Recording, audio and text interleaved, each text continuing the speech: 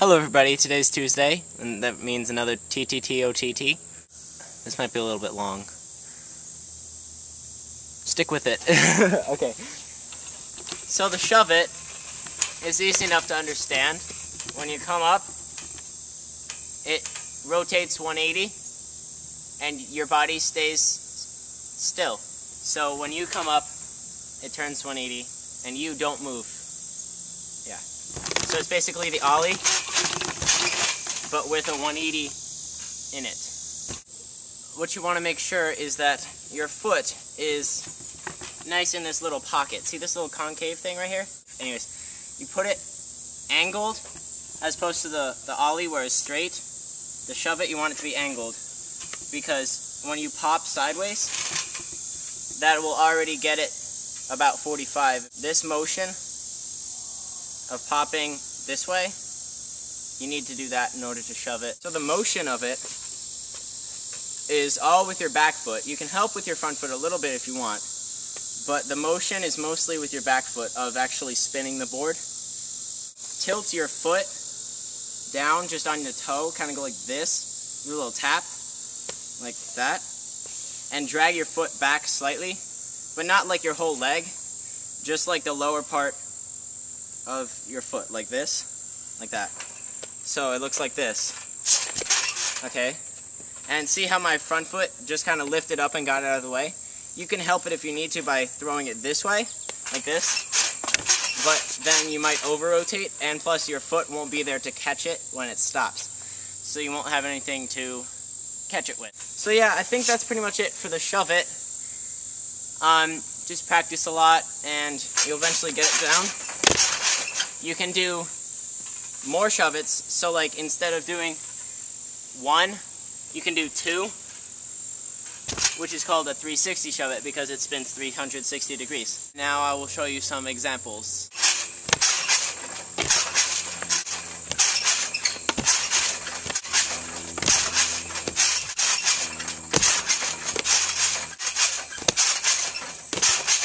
That was 540. Okay, so kickflips are ollies with one board flip in it. The actual flipping part of the kickflip is all done with your front foot. And on the trampoline, as opposed to on flat ground, it's more of a flick down.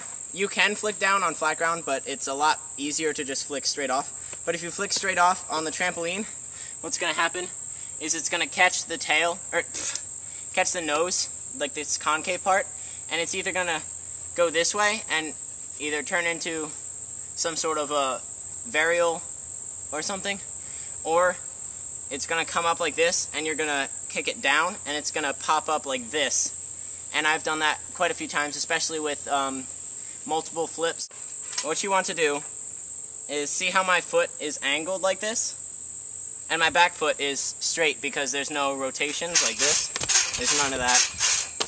So you want to keep it straight so that the board won't do any rotations. When you flip it, your board, or well, your foot, you want it to be angled at about, well, this is 90 with the board, so about 45 degrees, if you can picture that, about that, with the board, so like that, yeah. So what you want to do is when it pops up, you want to lift up to your toe, like this, and then angle your foot so that your knee is pointing like almost directly towards your board, but possibly this way more if you want it.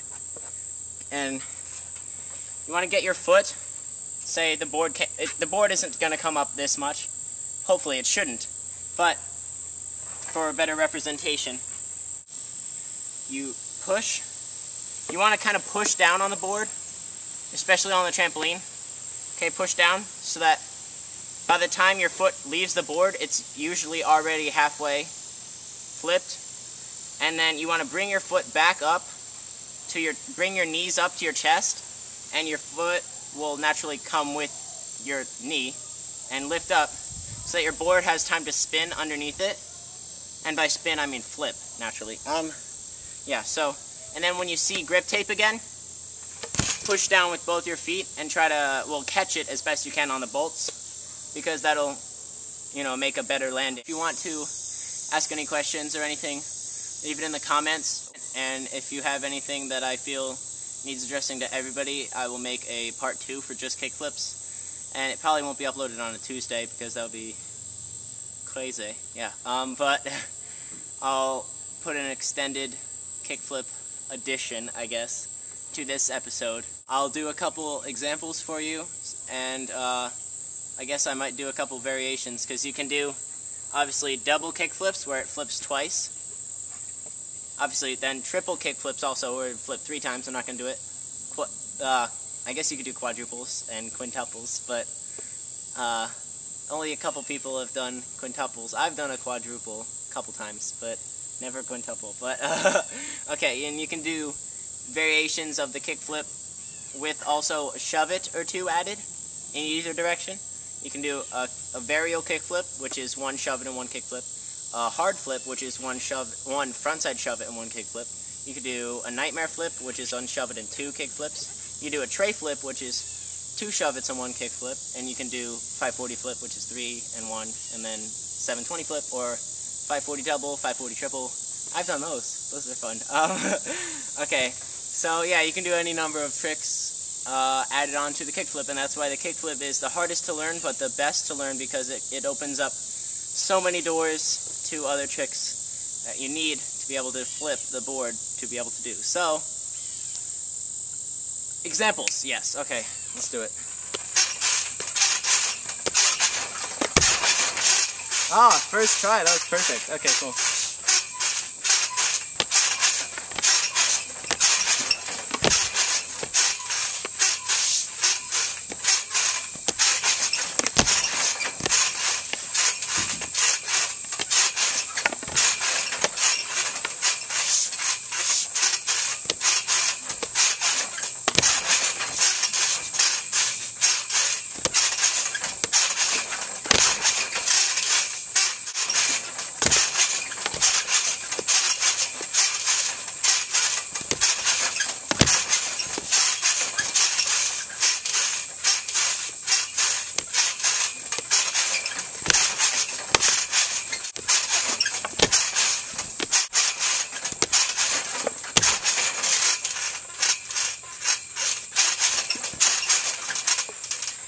Okay, and here is the special ending that I shall be always doing, hopefully, if I have the time. Where I will be doing as many tricks in a row as I can, and randomly throughout this series of tricks, I shall shout a random food. I don't know, what should I say this time? Alright. Leave it in the comments if you watch this far, and yeah, have a good week. I'll upload more videos. Yeah, we'll leave it at that. Okay.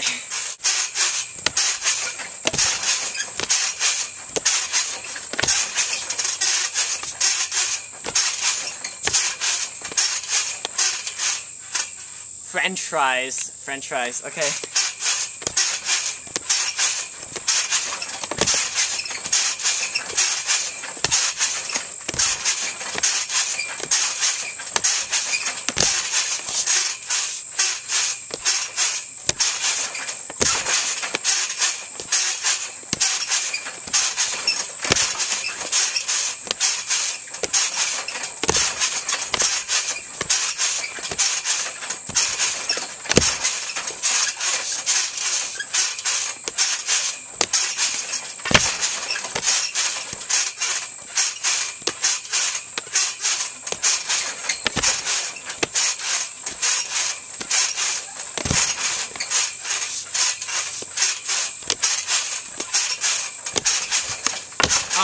Okay. So yeah, that was much longer than last time. Don't think I'm gonna beat that record again. That was pretty long. Okay, so see you later.